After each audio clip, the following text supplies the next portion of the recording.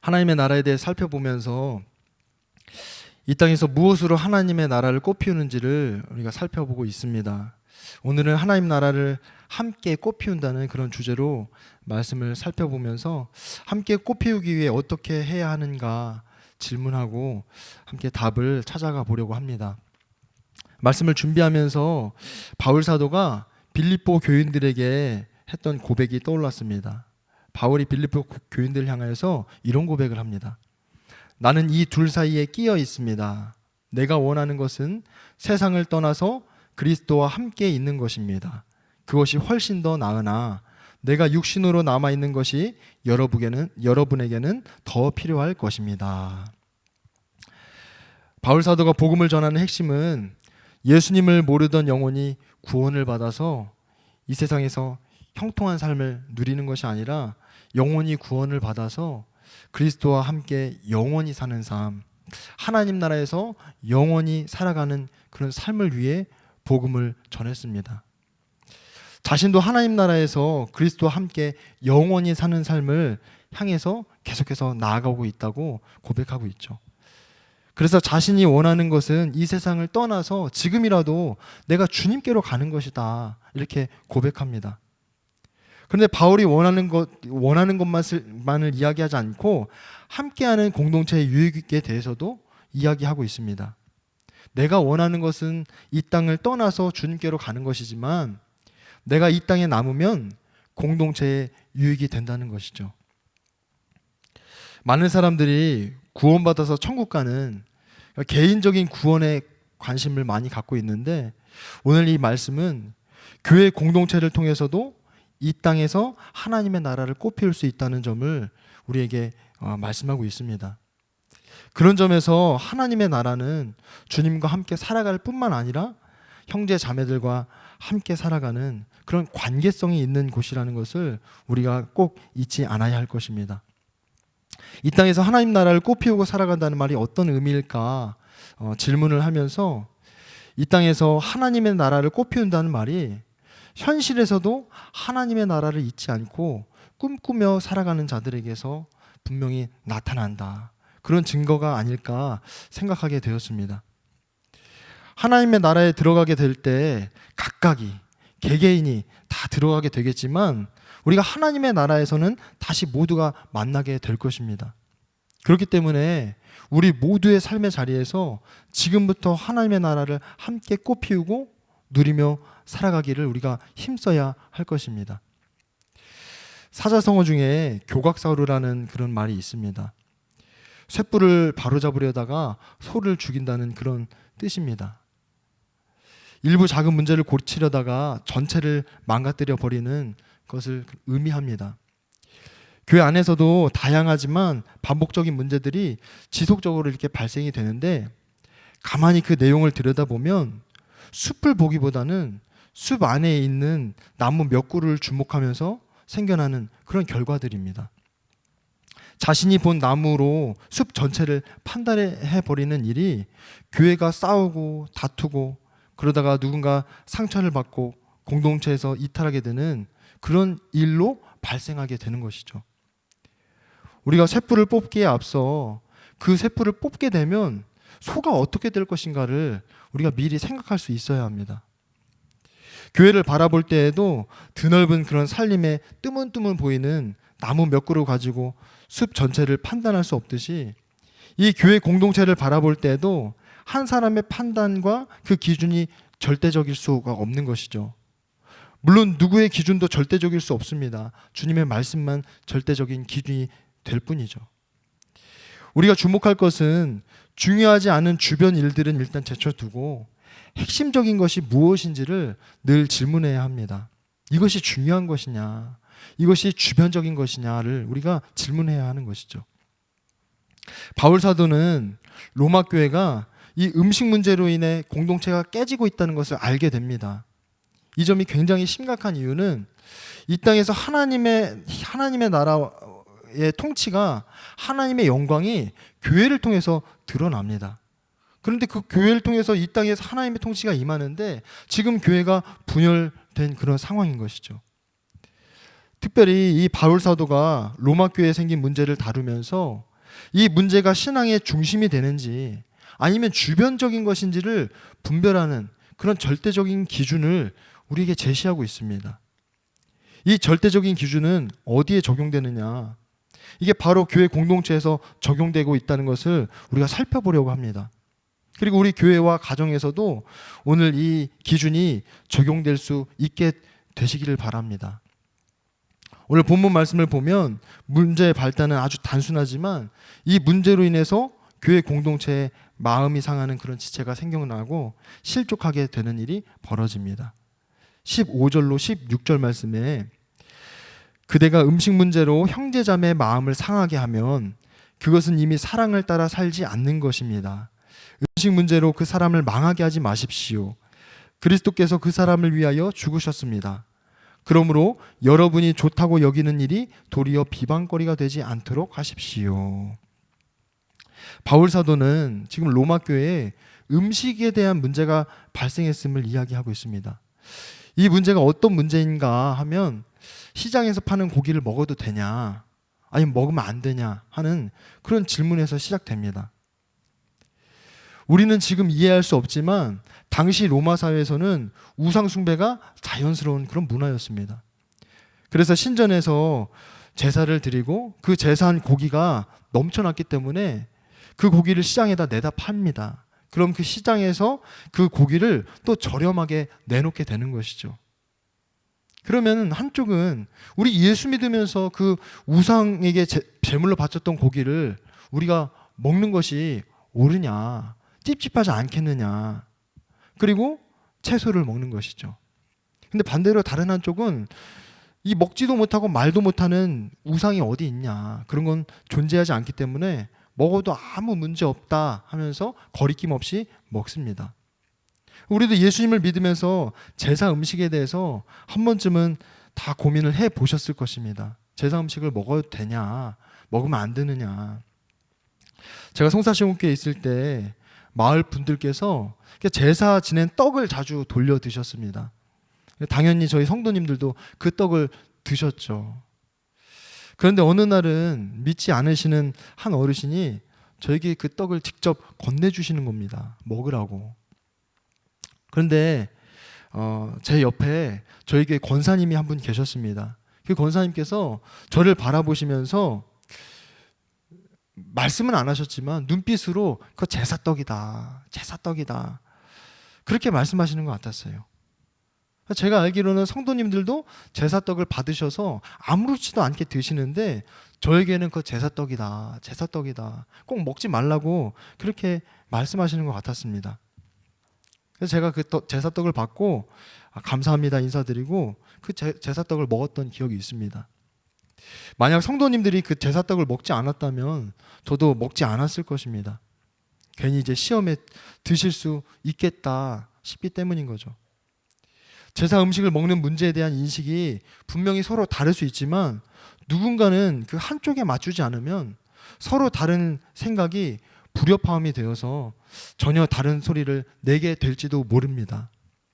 이 오늘 본문 말씀은 이런 음식 문제에 대해서 주변적이고 중요하지 않은 문제가 본질적인 문제로 확대된 그런 상황인 것입니다. 전혀 중요하지 않은데 그런 문제가 중요한 문제처럼 그렇게 확대가 된 것이죠. 그래서 다툼과 분열의 원인이 되고 마음이 상해서 실족하는 자가 생겨납니다. 교회 와서 싸우고 다투는 일이 있을 수 있는 일일까 싶으면서도 교회 안에 이런 사소한 일들 때문에 다투고 싸우는 일들이 일어납니다. 독일에서는 하나님이 교회를 세우면 마귀가 그 옆에 예배당을 세운다, 이런 말이 있다고 합니다. 교회가 갈라질 수 없고 갈라져서는 안 되는 그런 공동체임에도 불구하고 그 주변적이고 또 사소한 것들로 나눠지고 싸우게 된다는 것이죠. 이런 상황 속에서 바울은 정확하게 본질이 무엇인지, 무엇이 중요한지를 우리에게 말해주고 있습니다. 첫째로는 그리스도께서 형제를 위해 죽으셨다는 것을 언급하고 있는데 우리는 질문할 수 있습니다. 바울이 이런 상황에서 왜 그리스도께서 형제를 위해 죽었다고 그렇게 말을 하고 있는 것일까? 15절을 다시 한번 보면 그대가 음식 문제로 형제 자매의 마음을 상하게 하면 그것은 이미 사랑을 따라 살지 않는 것입니다. 음식 문제로 그 사람을 망하게 하지 마십시오. 그리스도께서 그 사람을 위하여 죽으셨습니다. 지금 음식 문제로 교회 안에 믿음이 약한 지체가 마음이 상했다라는 것입니다. 단순히 한번 마음이 상한 것으로 끝나지 않고 이것을 신앙생활 하면서 두고두고 생각나게 되는 것이죠. 이런 문제를 심각하게 여기는 이유가 무엇이냐면 그저 실망하고 끝나는 것이 아니라 실족하게 된다는 것입니다. 실족하고 예수님을 떠나는 그런 경우가 발생된다는 것이죠. 그러면은 그 사람이 예수님을 떠나는 것으로 그 사람은 망하게 되는 것입니다. 그런데 바울 사도가 여기서 그리스도께서 그 사람을 위하여 죽으셨다고 이렇게 말하고 있습니다. 예수님께서 이 형제 자매를 위해 십자가에서 죽으신 이유가 무엇이냐? 음식 때문에 죽었냐? 이렇게 우리에게 질문하는 것입니다. 음식 문제 때문이 아니라는 것이죠. 음식 문제를 그리스도의 십자가 앞에 세우면 그 음식 문제는 아무것도 아닌 것이 드러납니다. 그래서 우리가 신앙생활을 하면서 서로 다른 의견으로 갈등이 생기거나 다툼이 생길 때 반드시 그 문제를 그리스도께서 죽으신 그 십자가 앞으로 우리가 가져가야 합니다. 십자가에 못 박히신 그 예수님 앞에 그 문제를 내어놓으면 결코 그 주변적인 문제 때문에 주님께서 죽으신 것이 아님을 알게 되는 것이죠. 그것 때문에 죽은 것이 아닌데 그것 때문에 마음을 상하게 하는 일이 일어날 수 있는 것이냐 우리에게 묻고 있는 것입니다. 믿음이 강한 사람은 제사 음식을 거리낌 없이 먹을 수 있다 하더라도 믿음이 약한 사람을 배려해서 먹지 않을 수 있습니다. 당신은 이것도 못 먹습니까? 이렇게 조롱하지 않고 상대방이 모르게 배려하는 것이죠. 상대방도 모르게 먹지 않는 것입니다. 이 배려의 근거가 예수님도 정죄하지 않고 조롱하지 않으셨는데 우리가 어찌 무례하게 조롱하고 판단하고 정죄할 수 있느냐라는 겁니다. 오히려 예수님께서 형제자매를 위해 죽으신 것 같이 우리가 잠잠해야 하는 것이죠.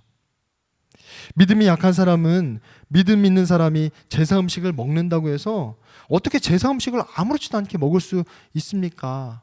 이렇게 비난하는 것이 아니라 먹을 수도 있지. 그렇게 이해하는 것입니다. 왜 그렇죠? 예수님께서 형제를 위해 죽으셨다면 그 죽음 앞에서 우리가 이해하지 못할 것이 없기 때문입니다. 무엇보다도 그리스도의 십자가가 우리에게 중요한 이유는 그분이 그 형제 자매를 위해 십자가에 달리셨을 뿐만 아니라 나를 위해서도 달리셨기 때문입니다. 예수님의 십자가는 정죄를 상징하지 않고 용서를 상징합니다. 예수님께서 우리를 정죄하셨다면 결코 십자가에 달리지 않으셨겠죠.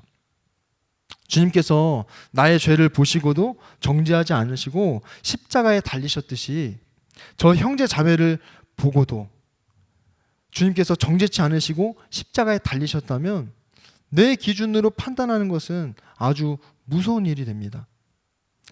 자기 믿음을 삶의 기준으로 살아가는 사람은 무엇이든 자기 믿음으로 판단하게 되는데 그러면 반드시 마음 상하는 일이 생기고 갈라지게 됩니다. 이런 사람은 어디를 가든지 계속해서 다툼을 불러일으키게 되죠. 이것이 해결되지 않으면 이렇게 살다가 하나님의 나라는커녕 하나님의 심판대 앞에 서게 될 수도 있습니다. 교회 공동체에서든 가정에서든 우리 믿는 사람에게 절대적인 기준이 되는 것이 바로 그리스도의 죽으심에 있습니다. 그리스도의 죽으심 앞에 우리가 다투고 논쟁하고 변호하고 변명하려는 것을 다 가져다 놓으면 그것이 정말 우리 공동체 또 우리 가정 가운데 중요한 문제이냐 아니면 주님 앞에 내가 어떤 모습으로 살아가야 하는 것인지를 적나라하게 알게 됩니다. 무엇보다도 마음이 상하는 형제자매가 생길 수 없게 되는 것이죠. 가족 중에 마음 상하는 사람이 있을 수 없게 됩니다. 우리가 항상 기억해야 합니다. 그리스도께서 십자가에 달려 죽으실 때 나를 위해서만이 아니라 그와 또 그녀와 우리 공동체를 위해 죽으셨기 때문에 그의 죽음으로 하나님 나라에 들어갈 수 있는 권세를 얻었고 하나님의 통치가 우리의 삶에 임했다는 것이죠. 두 번째로 살펴볼 것은 그리스도께서 십자가에서 죽으신 이유가 먹고 마시는 문제 때문이 아니다라는 것입니다. 하나님의 나라 때문이라는 것이죠. 오늘날 교회 안에서 서로 논쟁하고 다투는 문제를 살펴보면 제사 음식을 먹느냐 마느냐 이런 일들은 이제는 식상한 일이 거다 싶습니다. 오히려 예배 형식이 신비스러워야 한다. 아니다. 예배는 엄숙해야 한다. 요즘 그런 교회를 누가 가느냐. 즐겁고 신나는 그런 찬양 소리가 들려와야 그런 교회로 가지 않느냐. 그런 이야기들을 하곤 합니다. 악기를 쓰냐 마냐. 그 악기를 쓰는 것을 어느 정도 허용할 것이냐. 성찬을 할 때는 한 떡에서 우리가 한 떡을 떼서 먹을 것이냐. 아니면은 그냥 전병을 따로 먹어도 되느냐. 그런 것들이 논쟁이 되고 다툼의 여지가 됩니다. 교회 역사에서 흔히 아디아포라 논쟁이라고 불리는 것이 있습니다. 이 아디아포라는 헬라어로 대수롭지 않은 일들이라는 그런 뜻을 가지고 있습니다. 성경에서 명백하게 명하지도 않고 또 금하지도 않는 그런 영역들이 분명히 있습니다. 율법은 해야 하는 것이 정확하죠. 하지 말아야 할 것들도 정확합니다. 그렇지만 문화적이거나 어떤 개인적인 선택의 영역에서 자유로움이 있는 것들, 그런 것들을 아디아포라라고 그렇게 부릅니다. 시대의 흐름에 따라 바뀐다거나 상황과 환경에 따라 바뀔 수 있는 그런 부분인 것이죠. 어떤 교회는 예배 시간마다 목사님이 가운을 입고 말씀을 전하는 경우가 있습니다. 개인적인 선택인 것이죠. 바뀔 수도 있는 것. 또 한국교회 안에 아주 작은 교단이지만 예배 시간에 악기를 쓰지 않는 그런 교단들도 있고 그런 교회도 있습니다. 심지어 목사라는 호칭을 사용하지 않고 전도자라고는 호칭을 사용하는 그런 교단도 있습니다. 이런 절대적이기보다는 문화적인 영역 안에 있다고 볼 수 있는 이런 것들을 아디아포라라고 말합니다. 근데 이와는 반대로 성경에서 명백하게 명하거나 금하는 것들이 있습니다. 이 아디아포라에서 맨 앞에 이 아는 이제 부정 접도이기 때문에 이 아를 빼면 디아포라. 그러니까 성경에서 명백하게 명하거나 또 금하는 영역을 여기서 의미하는 것이죠. 쉽게 생각하면 이 아디아포라는 주변적인 것으로 말할 수 있고 디아포라는 굉장히 중심적인 것이라고 우리가 생각할 수 있습니다. 종교 개혁자 중에 대표적으로 떠오르는 두 사람이 있는데 마틴 루터와 장 칼뱅입니다. 이 두 사람 모두가 성경적으로는 굉장히 종교 개혁을 성공적으로 추진을 했습니다. 그렇지만 이 아디아포라 문제에 대해서는 약간 차이가 있었습니다. 루터는 성경에서 명백하게 금하지 않는 이상은 우리가 받아들이고 수용할 수 있다라는 그런 열린 태도를 가졌습니다. 이런 자세는 교회 음악에서도 그대로 나타나게 되죠. 교회 음악을 아디아포라로 해석하는 경우가 어떤 경우냐. 이 교회 음악에 사람이 가사로 붙인 그런 찬송을 만들고 부르게 되었다는 것입니다. 이 당시에는 이런 일이 획기적인 것이죠. 우리가 지금 복음성가를 사람이 만들고 사람이 곡을 쓰고 가사를 쓰고 해서 우리가 함께 부르는데 그 당시에는 이런 일이 획기적이었던 것입니다. 이제 반면에 칼뱅의 경우에는 이런 것들을 받아들일 수 없었습니다. 칼뱅은 오직 시편의 말씀으로만 찬송이 불려져야 한다 이렇게 생각했습니다. 이 찬송의 리듬도 우리가 감정적인 그런 리듬이 아니라 정해진 리듬을 따라야 한다 그렇게 생각을 했던 것이죠. 그럼에도 이런 부분은 단지 시각적인 차이 때문에 생겨난 아디아포라라고 이야기하는 것입니다. 우리가 기억해야 할 것은 이 아디아포라가 디아포라가 되면 안 된다는 것이죠. 정말 중요하고 근본적인 문제에 더 많은 마음을 우리가 쏟고 신경을 써야 되는 것이지 중요하지 않은 것을 마치 중요한 것처럼 그렇게 마음을 거기에다가 두고 신경 써야 한다는 것이 쓰면 되지 않는다는 것을 이야기하는 것입니다. 그게 바로 먹고 마시는 일, 우리 일상적인 일이 그런 일들로 인하여서 하나님의 나라로부터 멀어진다는 것을 우리에게 이야기하고 있습니다. 17절부터 19절 말씀을 보면 하나님의 나라는 먹는 일과 마시는 일이 아니라 성령 안에서 누리는 의와 평화와 기쁨입니다. 그리스도를 이렇게 섬기는 사람은 하나님을 기쁘게 해드리고 사람에게도 인정을 받습니다. 그러므로 우리는 서로 화평을 도모하는 일과 서로 덕을 세우는 일에 힘을 씁니다. 하나님의 나라를 이야기하면서 먹고 마시는 일이 아니라고 말합니다. 하나님의 나라는 먹고 마시는 일이 아니다. 바울 사도가 이제 앞절에서도 그리스도께서 형제 자매를 위해 죽으신 일은 음식 문제가 아니기 때문에 마음을 상하게 하지 말라고 그렇게 말하고 있습니다. 음식뿐만 아니라 어떤 문제든 주님의 죽으심 앞에 가져다 놓고 판단하라는 것입니다. 마음을 상하게 하는 것은 더 자세히 살펴보면 평강을 깨트리고 기쁨을 잃게 만드는 것이죠. 마음을 상하게 해서 실족하게 만든다면 그리스도께서 그 사람을 위해 죽으신 것을 헛되게 만드는 것입니다. 그럼 무엇 때문에 십자가에서 죽으셨다는 것이냐? 예수님께서 십자가에서 그 사람을 위해 죽으심으로 하나님의 통치가 임한 것이죠. 그래서 십자가의 죽음은 하나님의 통치가 의와 평화와 기쁨으로 우리 안에 나타나고 누려지게 됩니다. 공동체 안에 나타나게 되는 것이죠.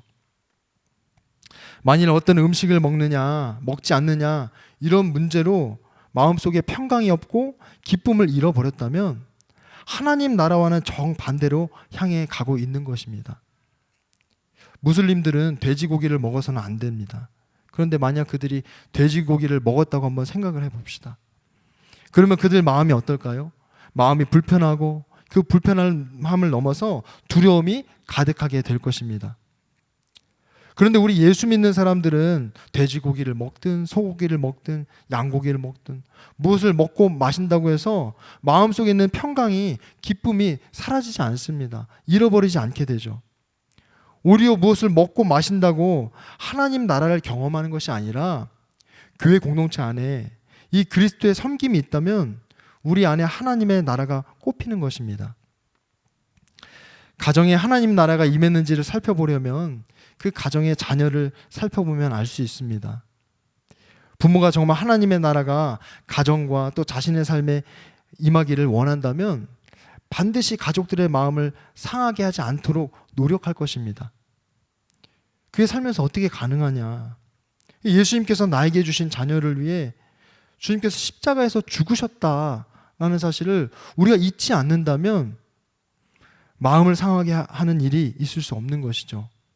그리고 예수님께서 나에게 주신 자녀를 위해 죽으셨다면 그 자녀에게 임한 평강과 기쁨을 빼앗지 않도록 우리가 예수님께서 우리를 죽음으로 섬기셨듯이 우리도 그렇게 섬겨야 하는 것입니다. 바울 사도를 살펴보면 그의 삶의 행적에 의와 평화와 기쁨을 항상 추구하면서 살았다는 것을 알 수 있습니다. 고린도전서 9장 20절로 22절 말씀을 보면 유대 사람들에게는 유대 사람을 얻으려고 유대 사람같이 되었습니다. 율법 아래 있는 사람에게는 내가 율법 아래 있지 않으면서도 율법 아래 있는 사람을 얻으려고 율법 아래 있는 사람같이 되었습니다. 율법이 없이 사는 사람들에게는 내가 하나님의 율법이 없이 사는 사람이 아니라 그리스도의 율법 안에서 사는 사람이지만 율법 없이 사는 사람들을 얻으려고 율법 없이 사는 사람같이 되었습니다. 믿음이 약한 사람들에게는 약한 사람을 얻으려고 약한 사람이 되었습니다. 나는 모든 종류의 사람에게 모든 것이 다 되었습니다. 그것은 내가 어떻게 해서든지 그들 가운데서 몇 사람이라도 구원하려는 것입니다. 여기서 반복되는 말씀이 어떤 사람을 얻으려고 어떤 사람같이 되었다는 그런 말씀입니다.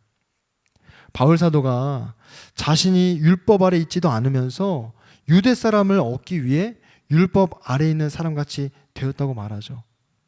그러니까 얻으려는 사람이 누구냐에 따라 그 사람과 같이 변신했다는 그런 이야기입니다. 마치 카멜레온이 주변 환경과 같은 그런 모습으로 바뀌어서 전혀 이질감 없이 보이는 것과 마찬가지인 것이죠. 이게 놀라운 이유가 그와 같이 변신했다는 말은 화평을 깨지 않고 기쁨을 깨지 않으려고 노력했다는 것입니다. 이것이 화평을 도모하는 일이고 이것이 덕을 세우는 일인 것이죠. 이것을 다른 표현으로 마음을 상하게 하지 않았다고도 그렇게 말할 수 있습니다. 어떻게 마음을 상하게 하지 않느냐? 그리스도께서 이 사람을 위해 십자가를 지셨고 죽으셨다고 한다면 이 사람이 무엇을 먹고 마시고 어떤 연약함과 어떤 어리석은 모습이 있다고 하더라도 그것을 판단하고 비난해서까지 그리스도의 죽으심을 헛되게 할 만큼 그것이 중요한 것이냐라는 것을 늘 질문하고 물었던 것입니다. 그리스도의 죽으심을 헛되게 해서라도 마음을 상하게 하고 평화와 기쁨을 깨트려야 하냐, 우리가 이 질문을 해야 한다는 것이죠. 바울의 이런 태도는 심지어 믿지 않는 사람에게 지금 자신이 누리고 있는 이 하나님의 나라가 그에게도 임하기를 원하고 간절히 바라는 그런 모습으로 우리에게 보여집니다. 우리에게 이런 모습이 필요한 것이죠. 가정에서 또 교회 공동체에서 우리가 살아가는 삶의 자리에서 평화와 기쁨을 깨트리지 않고 하나님의 나라에서 누릴 수 있는 이 의와 평화와 기쁨을 우리가 누리길 위해 화평을 도모하고 또 덕을 세워야 하는 그런 이유입니다. 만약에 우리가 살아가는 이 교회 공동체나 우리 가정에서 하나님의 나라를 꽃피우지 못하고 있다면 우리가 이 부분을 점검해야 할 것입니다. 그리스도께서 우리로 하여금 평화와 기쁨을 누릴 수 있도록 십자가를 지셨듯이 우리도 그리스도께서 우리를 섬기듯이 서로 섬기는지 점검을 해야 할 것입니다. 우리가 의로움을 추구하는데 이로움을 추구하지는 않는지, 평강임해한다고 말하면서 편안함을 찾고 있지는 않는지, 또 희락을 추구해야 하는데 쾌락을 추구하지는 않는지 우리 삶에 끊임없이 돌아보아야 합니다. 이 땅을 살아가면서 우리가 들어가길 소망하고 꿈꾸는 그 하나님의 나라는 주님께서 우리를 부르실 때 각각 개개인이 들어가게 될 것입니다. 그리고 그곳에서 다 함께 모이게 될 것이죠. 이 땅에서 교회 공동체를 통해 그 가정 공동체를 통해서 우리가 꽃피우는 이 하나님의 나라가 우리가 영원히 함께 누리게 될 하나님의 나라입니다. 이 사실을 우리가 잊지 않는다면 우리 이 땅을 살아가는 동안 주변적인 문제로 인해서 서로 마음을 상하지 않게 할 것입니다. 예수님께서 우리를 정죄하거나 심판하지 않으시고 십자가에서 죽으심과 같이 우리도 사랑하는 가족과 교우들과 또 이웃의 평화와 기쁨을 깨지 않기 위해서 그리스도께서 우리를 위해 죽으신 것 같이 우리도 화평을 도모하고 덕을 세우기 위해서 섬기며 살아가게 될 것입니다. 무엇을 먹고 마시든 우리가 무엇을 하든 항상 그리스도의 죽으심을 본받아서 모두가 함께 하나님의 나라를 꽃피우며 살아가게 되시기를 바랍니다. 이 시간 한 가지 기도 제목을 붙잡고 함께 기도하도록 하겠습니다. 우리가 이 땅에 꽃피우는 하나님의 나라는 함께 살아가면서 누리는 하나님의 나라입니다. 그렇기 때문에 함께 하나님의 나라를 꽃피우기 위해서는 주변적인 것들, 본질적이지 않은 것들로 인해서 서로 마음을 상하게 하지 않아야 합니다. 주님께서 우리를 정죄하지 않으시고 주님께서 우리를 꾸짖지 않으시고 우리를 판단하지 않으시고 우리를 위해 죽으심을 우리가 기억한다면 하나님의 나라가 우리 가정 안에 우리 교회 공동체 안에 꽃피우도록 주님을 본받아 섬기며 살아갈 때 우리가 이 땅에서도 의와 평화와 기쁨을 누리며 하나님의 나라를 누리며 살아가게 될 것입니다. 지금 기도하실 때 주님, 우리가 함께 하나님의 나라를 꽃피워간다는 사실을 잊지 않도록 주님 우리에게 믿음을 더하여 주옵소서. 주님의 죽으심을 헛되게 하는 일들로 형제 자매, 가족들, 교우들의 마음을 상하게 하는 우리에게 허락하신 하나님의 나라를 깨트리는 그런 어리석음을 범하지 않도록 우리를 붙들어 주옵소서. 형제 자매를 위해, 우리 가족을 위해, 교우들을 위해, 이웃을 위해 주님께서 십자가의 죽으심을 우리가 매 순간 상기하고 함께 하나님의 나라를 꽃피우며 살아갈 수 있도록 주님 인도하여 주옵소서. 함께 기도하도록 하겠습니다.